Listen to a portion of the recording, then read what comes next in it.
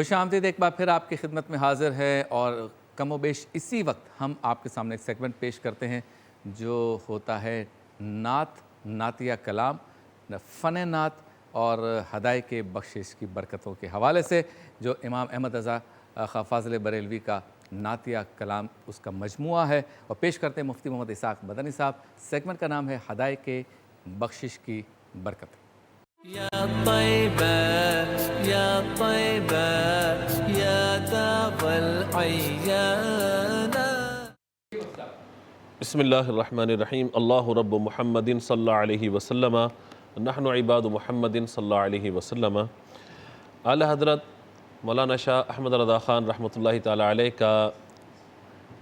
جو نعتیہ دیوان ہے ہدایے کی بخشش، اس حوالے سے ہم روزانہ کسی نہ کسی ایک کلام کا انتخاب کرتے ہیں، اور اس کلام کے بھی منتخب اشعار ہوتے ہیں کہ جنہیں ہم یہاں پہ موضوع بحث بناتے ہیں، اور اس کا پس منظر اور پھر اس کلام میں کیا کیا باتیں بیان ہوئی ہیں اس حوالے سے ہم ڈسکس کرتے ہیں۔ آج جو کلام ہمارے پیش نظر ہے، اس میں حضور صلی اللہ تعالیٰ علیہ وآلہ وسلم کے چند اوصاف کا ذکر فرمایا گیا، حضور صلی اللہ تعالیٰ علیہ وآلہ وسلم کی چند خوبیوں کا یہاں ذکر فرمایا گیا، جن میں خاص طور پہ نبی مکرم علیہ السلام کے حسن کا تذکرہ ہے، حضور اکرم صلی اللہ تعالیٰ علیہ وآلہ وسلم کی جود و کرم اور عطا کی بات کی گئی ہے، اور خاص طور پر نبی مکرم صلی اللہ تعالیٰ علیہ وآلہ وسلم کے سخن یعنی آپ کی گفتگو کا یہاں پہ ذکر فرمایا گیا ہے۔ آئیے اس کلام کی طرف چلتے ہیں۔ اعلیٰ حضرت رحمۃ اللہ تعالیٰ علیہ فرماتے ہیں وہ کمال حسن حضور ہے کہ گمان نقص جہاں نہیں، یعنی جہاں پر حسن ہوتا ہے وہاں پہ کوئی نہ کوئی قبح یعنی کوئی نہ کوئی خوبی کے ساتھ خامی بھی ہمیں نظر آ رہی ہوتی ہے، جہاں اچھائیاں موجود ہوتی ہیں وہاں کوئی نہ کوئی خامی یا کوئی کمی ہمیں نظر آ رہی ہوتی ہے، لیکن جب ذات مصطفیٰ صلی اللہ تعالیٰ علیہ وآلہ وسلم کی طرف حسن کی نسبت ہے تو فرماتے ہیں کہ حضور آپ کا حسن اتنا پیارا ہے یا آپ اتنے حسین و جمیل ہیں کہ نقص کا، عیب کا یا گمان بھی نہیں ہو سکتا، کوئی تصور بھی نہیں کر سکتا کہ یہاں کوئی نقص بھی ہوگا۔ بعض لوگ اس کو نقص پڑھ دیتے ہیں، نقص یہ صحیح تلفظ نہیں ہے بلکہ نقص ہے یہ۔ اسی طریقے سے بعض لوگ یہاں پہ اضافت کر دیتے ہیں کہ گمان نقص ہے جہاں نہیں، تو یہ بھی غلط ہو جائے گا کہ ہم اس کو یوں پڑھیں گے وہ کمال حسن حضور ہے کہ گمان نقص جہاں نہیں،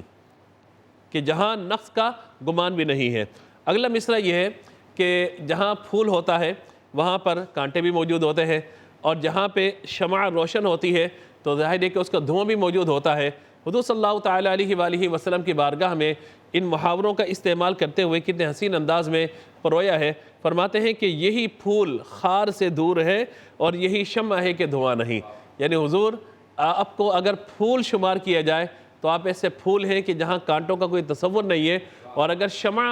اس انداز سے ترتیب دی جائے کہ کائنات کو آپ نے روشن فرما دیا تو یہ وہ شمع ہے کہ جہاں پہ دھوئیں کا تصور بھی موجود نہیں ہے۔ وہ کمال حسن حضور ہے کہ گمان نقص جہاں نہیں، یہی پھول خار سے دور ہے اور یہی شمع ہے کہ دھواں نہیں۔ میں ایک اسلوب کے اعتبار سے بات یہاں پہ عرض کرنا چاہتا ہوں، وہ یہ ہے کہ بعض اوقات یہ اور وہ کا فرق بھی کلام کے اندر بہت زیادہ حسن پیدا کر دیتا ہے۔ اگر وہ یہاں پر ہوتا کہ وہ پھول خار سے دور ہے اور وہ شمع، تو قرب کا جو معاملہ ہے وہ ختم ہو جاتا ہے، کیونکہ یہ قریب کے لیے آتا ہے اور وہ دور کے لیے آتا ہے۔ تو آپ دیکھیے کہ کس قرب کے ساتھ یعنی قرب خاص کے اعتبار سے بیان کیا کہ اول تو وہ کمال حسن حضور ہے، یعنی کمال وہ کمال ہے، وہ کمال حسن حضور ہے کہ گمان نقص جہاں نہیں، اور جب ذات کی بات ہے تو کہا کہ یہی پھول خار سے دور ہے اور یہی شمع ہے کہ دھواں نہیں۔ آگے حضور صلی اللہ تعالیٰ علیہ وآلہ وسلم کی عطا اور جود و کرم کی بات کرتے ہیں۔ یاد رکھیے کہ حضور صلی اللہ تعالیٰ علیہ وآلہ وسلم نے اپنی زبان سے فقط ایک مرتبہ کلمہ لا کا تلفظ فرمایا، اور وہ کیا ہے؟ لا الہ الا اللہ۔ لا کا مطلب ہوتا ہے کلام عرب میں نہیں۔ حضور کی بارگاہ میں جو بھی آیا، جو بھی اس نے طلب کیا، چاہے دنیا کی نعمت ہو چاہے آخرت کی نعمتیں ہوں، میرے آقا صلی اللہ تعالیٰ علیہ وآلہ وسلم نے کبھی کسی کو لا یعنی نہیں فرمایا، بلکہ جو بھی آیا اس کو عطا فرما دیا، اسے جو مانگا عطا فرما دیا۔ اعلیٰ حضرت رحمۃ اللہ تعالیٰ علیہ ان تمام روایات کو سامنے رکھتے ہوئے شعر لکھتے ہیں، فرماتے ہیں کہ دو جہاں کی بہتریاں نہیں کہ امان یہ دل و جان نہیں، یعنی کوئی دشمن آیا اسے جان کی امان بھی اگر اس نے طلب کیے تو آپ نے اسے جان کی امان بھی دے دی ہے، اور دو جہاں کی بہتریاں بھی آپ نے عطا فرما دی ہیں اللہ کی عطا سے۔ فرماتے ہیں دو جہاں کی بہتریاں نہیں کہ امان یہ دل و جان نہیں، کہو کیا ہے وہ جو یہاں نہیں مگر ایک نہیں کہ ہاں نہیں، یعنی یہاں حضور کی بارگاہ میں ایک چیز نہیں ہے اور وہ نہیں ہے، یعنی لا یا انکار حضور کی بارگاہ میں نہیں ہے، بلکہ جب بھی ہے جو بھی سائل آتا ہے حضور اسے عطا فرما دیتے ہیں۔ کیا بات۔ اب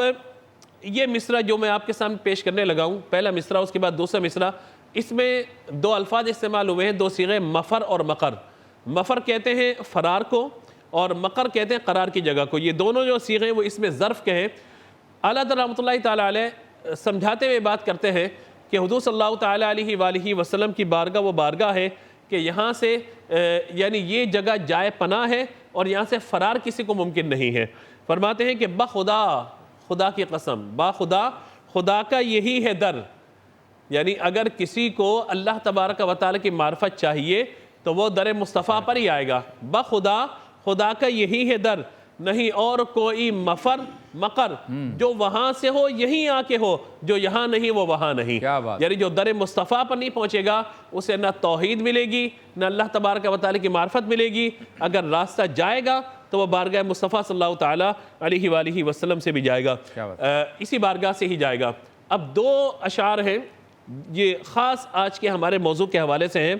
اعلیٰ حضرت رحمۃ اللہ تعالیٰ علیہ نے جو بات کی حضور کے سخن کے حوالے سے، حضور کے کلام کے اعتبار سے، دیکھیے بولنا ہر ایک کو آتا ہے، ہر ایک بولتا ہے، اور کلام عرب میں تو لوگ اپنے آپ کو عربی کہتے تھے اور دوسروں کو عجمی کہتے تھے، یعنی عرب ہم ہی اہل زباں ہیں، ہم ہی اہل لساں ہیں۔ عجمی گنگے کو کہا جاتا ہے، کہتے تھے ہم ہی عربی ہیں، ہم ہی اہل زباں ہیں، ہمارے علاوہ سب کے سب عجمی ہیں۔ اب دیکھیے حضور صلی اللہ تعالیٰ علیہ وآلہ وسلم کو اللہ تبارک و تعالیٰ نے جو جوامع الکلم عطا فرمائے اور حضور صلی اللہ تعالیٰ علیہ وآلہ وسلم کو جو مقام و مرتبہ عطا فرمایا، اس اعتبار سے دونوں اشعار سنیے گا۔ فرماتے ہیں کہ میں نثار تیرے کلام پر،